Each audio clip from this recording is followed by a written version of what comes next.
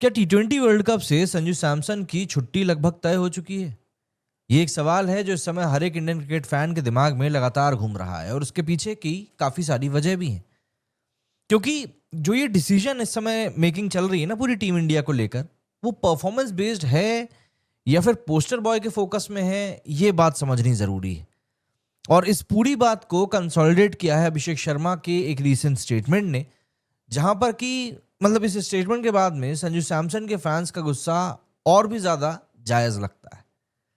दरअसल world cup से पहले हमारे पास 7 मैचेस बचे हुए हैं ना।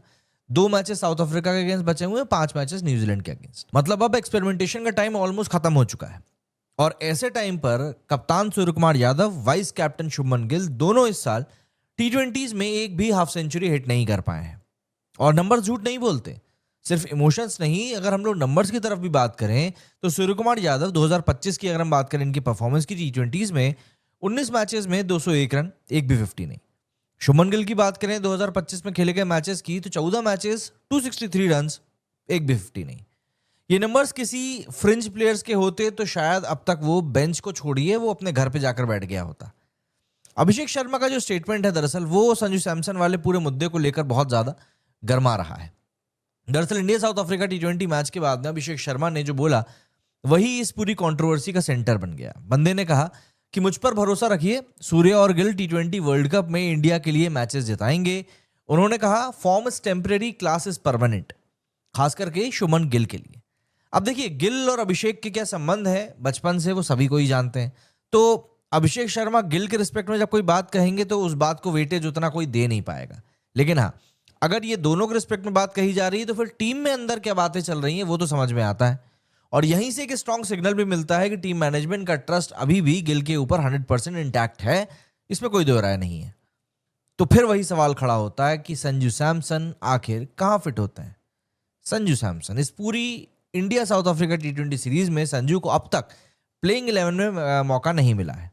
और ये तब हो रहा है जब आईपीएल में संजू कंसिस्टेंट रहा है, लिमिटेड चांसेस में उसने इंडिया के लिए इंपैक्टफुल नॉक्स खेली है, प्रेशर सिचुएशन में बंदे ने परफॉर्म किया है, एंड सबसे बड़ी बात बैटिंग ऑर्डर में बंदा कहीं भी खेल रहा है, अच्छा ही खेल रहा है। लेकिन उसके बावजूद भी बंदे को जो मिल रही है वो है बेंच। देखिए सच बताऊं तो पिछले कुछ समय में संजू सैमसन के साथ में जो रहा है वो अनरियल और अनजस्टिफाइड लगता है।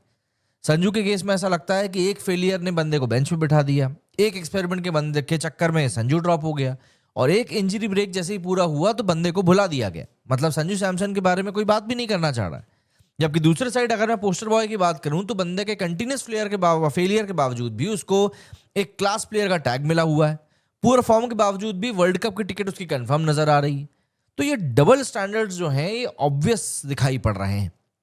अगर हम थोड़ा सा और अनकंफर्टेबल सच्चाई की बात करें तो इंडियन क्रिकेट में कुछ प्लेयर्स हमेशा brand value, marketability and futuristic face के तौर पर ज्यादा देखे जाते हैं। एंड कुछ प्लेयर्स जैसे कि संजू सैमसन सिर्फ परफॉर्मेंस के दम पर ही सर्वाइव कर पाते हैं, एंड वो भी ओवरशैडो हो जाती है अगर कोई पोस्टर बॉय उन्हीं की पोजीशन के ऊपर खेलने को तैयार हो। अगर संजू का नाम शुभमन गिल होता तो शायद डिबेट होती ही नहीं। देखिए टीम के बैलेंस का भी आर्ग्यूमेंट बहुत ज्यादा वैलिड है।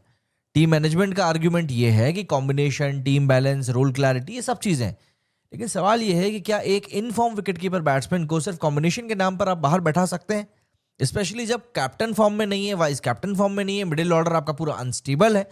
अगर एक मैच में हार्दिक पांड्या नहीं चलते हैं तो फिर समझ में नहीं आता कौन बचाएगा आपको। दोस्तों रियलिस्टिकली अगर मैं बात करूं तो अभिषेक शर्मा के स्टेटमेंट से ये बात क्लियर लगती है कि गिल को और चांसेस मिलने वाले हैं, सूर्या को बैकिंग मिलनी तय है, और संजू सैमसन फ्रिंज ऑप्शन ही रह जाने वाले हैं। इसका मतलब ये भी हो सकता है कि वर्ल्ड कप स्क्वाड में संजू का नाम हो लेकिन प्लेइंग 11 से फिलहाल वो बाहर हो। और ऑनेस्टली अगर संजू वर्ल्ड कप टीम से भी कंप्लीटली बाहर हो जाए तो अब कोई सरप्राइज नहीं रहेगा। और देखिए वर्ल्ड कप एक ऐसे समय पर होने वाला है कि मुझे लगता है कि इसके बाद में संजू की तरफ पलट के देखा भी नहीं जाएगा, और यहां से तो फिर सिचुएशन और वर्स होनी है। अब देखिए संजू के फैंस यहां पर जो लोग उनको इमोशनल बोल रहे हैं वो कदापि इमोशनल नहीं है ना।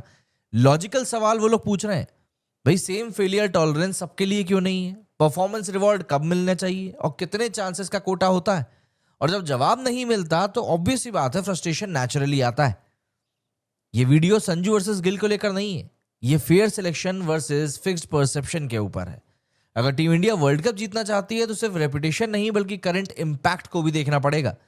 संजू सैमसन ने जब जब उसको बंदे को मौका मिला है उसने प्रूव किया है कि वो मैच विनर बन सकता है। अब बॉल सिलेक्टर्स के कोर्ट में है कि आप परफॉर्मेंस वर्सेस पोस्टर में किसके साथ जाना चाहते हो। और अब आप क्या सोचते हैं इस बारे में?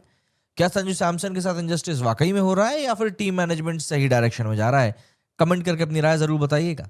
मेरे वीडियो फिलहाल इतना ही। जय हिंद, जय भारत।